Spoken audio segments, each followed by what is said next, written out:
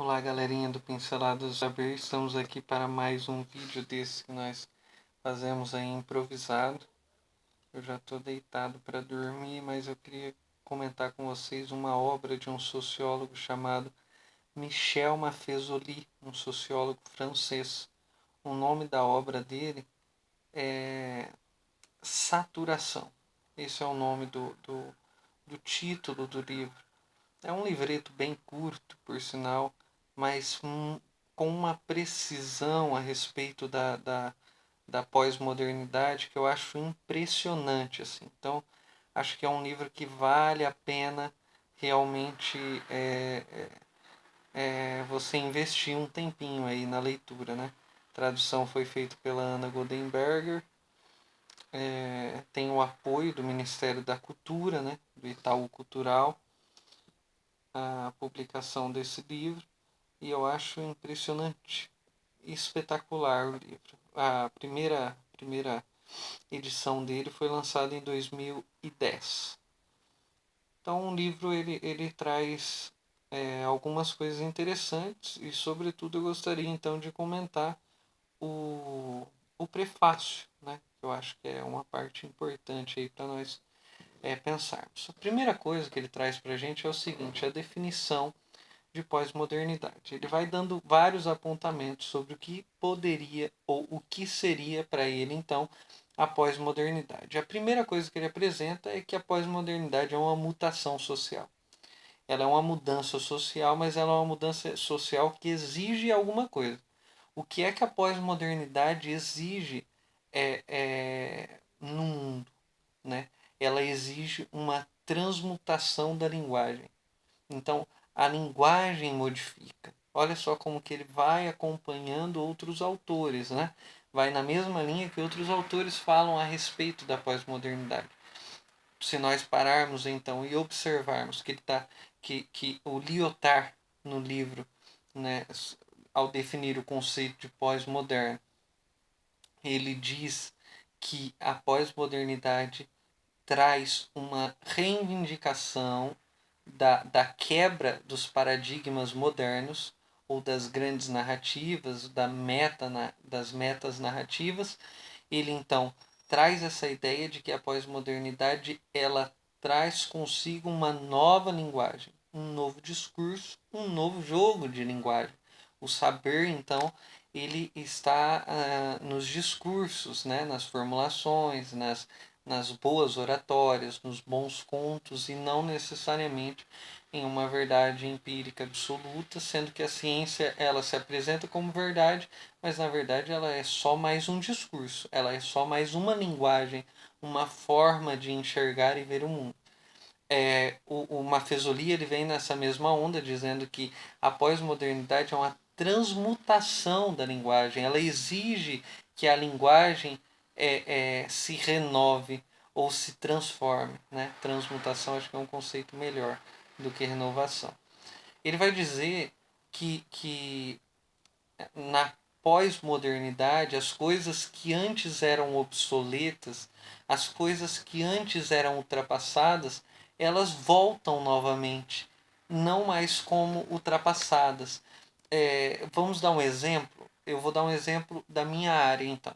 Então, na historiografia, nós temos uma historiografia pós-moderna que nós podemos dizer ali que começa propriamente, mais propriamente, né, no Foucault. Né? Sobretudo se nós encaixarmos o Foucault junto com a terceira geração da escola dos análises dentro da historiografia.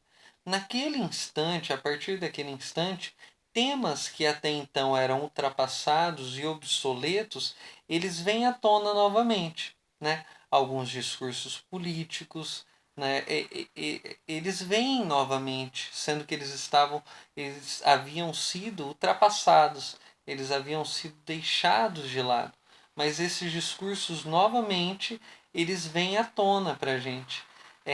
Quem diz isso não sou eu, quem diz isso é um historiador chamado o Dossi, né? Eu não lembro o primeiro nome dele, mas ele escreve um livro que vocês podem pesquisar aí que chama História em Migalhas. Francis Dossi, alguma coisa assim, não vou lembrar o nome dele não. Então, isso é importante, porque algumas coisas que nós achávamos que estavam obsoletas, na pós-modernidade essas coisas elas novamente retornam com algum sentido, né? Eu não sei se seria forçar o exemplo, mas acho que a gente tem aí visto uma série de coisas que eram obsoletas e que voltam a ganhar destaque, né? Por exemplo, aqueles fones de ouvidos gigantescos dos quais nós estamos acostumados a andar na rua agora e ver as pessoas, os jovens utilizando, os celulares cada vez maiores, símbolo de status, é, enfim, uma série de coisas que eram tidas como obsoletas e ultrapassadas. O disco de vinil que está super se tornando algo super em voga, assim, né? Então, essas coisas que antes havia sido ultrapassadas, elas estavam obsoletas, elas retornam novamente, né? Aí ele vai definir para a gente o que é uma saturação. Ele traz o conceito de saturação da química para dentro da sociologia. Então ele vai dizer: a saturação é um processo quase químico que dá conta da desestruturação de um dado corpo, ou seja, destrói aquilo que estava construído, destrói os paradigmas e que é em seguida pela reestruturação desse corpo com os mesmos elementos daquilo que foi desconstruído. Então, são os mesmos elementos, são as mesmas coisas, mas se constrói de uma nova maneira, né? Se reconstrói, se reestrutura de uma outra maneira. Então, faz sentido quando nós dizemos que a pós-modernidade é uma crítica à razão pela própria razão, né? É a própria razão se refletindo, é a própria razão se reestruturando, se reconstruindo, se questionando, né, sobre a sua existência e o seu poder. Então ele vai dizer: mutação e transmutação sempre suscitam temor e terremotos. Agora, uma coisa que me chama a atenção nessa introdução dele é o seguinte: ele fala, medo da classe política que, diante das eleições, prefere seguir o caminho comum a inovar ou propor novas ideias, perspectivas mais afinadas com o espírito do tempo.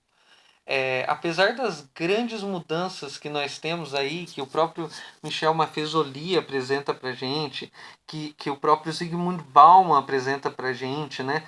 O próprio Eric Hobsbawm apresenta para gente que há grandes transformações, grandes mudanças, que há grandes processos tecnológicos que vão se reinventando, vão renovando todos os os paradigmas pós-modernos, existe uma classe que continua mecânica, existe uma classe que continua desprovida de criatividade, que em meio a toda essa pululação artística e criativa da pós-modernidade, existe uma classe que continua presa em seu ostracismo, que é a classe política, né? Ela prefere dizer as mesmas coisas que se dizia 10, 15 anos atrás. Se você pegar agora, em 2018, os debates eleitorais, eu acredito que, com exceção, talvez, do Ciro Gomes, que é um cara mais escolarizado e que tem algum tipo de proposta diferente, acredito eu que, na medida do possível, essas propostas são diferentes dos outros candidatos, mas se nós pegarmos os outros debates, a gente vê que as respostas são as mesmas. Os temas levantados pela grande mídia são os mesmos. E as respostas são as mesmas. Então parece que a gente não tem um lugar para a criatividade, para o artístico dentro da política. Nós temos a mecanicização, nós temos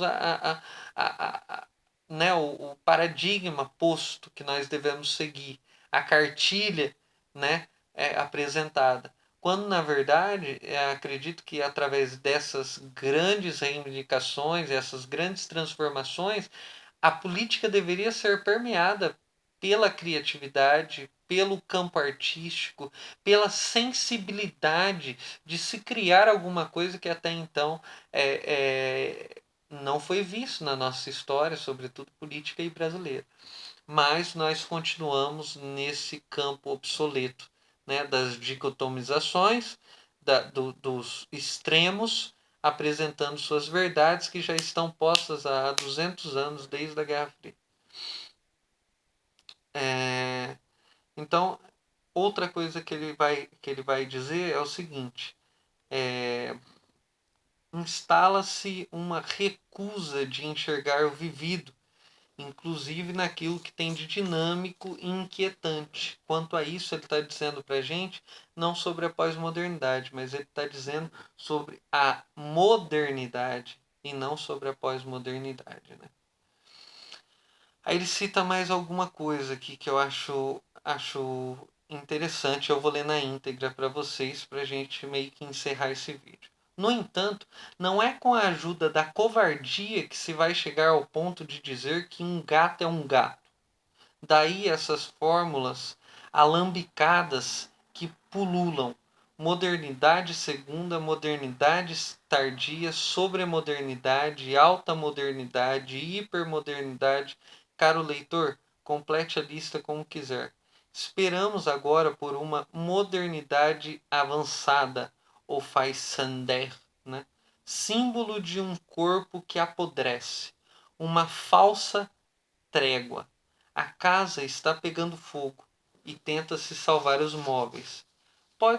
Para dizê-lo de modo direto, estão tratando de salvar por medo, por dogmatismo, os valores que foram elaborados num dado momento. Que momento esse? Do século XVII ao século XIX. Num dado lugar. Que lugar? A Europa. Valores próprios do contrato social, modernidade, e que são apresentados como universais, aplicáveis sem distinção em todos os lugares e todos os tempos. Então, para mim, aqui fica claro que a pós-modernidade, em última instância, abrirá a mão dos princípios modernos, dos valores modernos, para deixá-los simplesmente como um discurso de seu tempo, né? De seu espaço geográfico. E aí ele traz 4 fundamentações, que são as fundamentações da modernidade. E é isso que ele está dizendo, que está sendo desconstruído e reconstruído novamente com uma nova forma, mas com os mesmos elementos. Ele vai dizer: quer-se evitar reconhecer que as pedras fundamentais da arquitetônica ocidental ou moderna, indivíduo, razão, economia e progresso, esses 4 pilares da modernidade, estão saturados, ou seja, estão sendo destruídos, questionados, colocados abaixo para levantar-se algo novo. Bem, galerinha do Pinceladas do Saber, isso foi mais um vídeo de improviso. Espero que vocês tenham gostado. Até o próximo vídeo do Pinceladas do Saber. E é hora de dar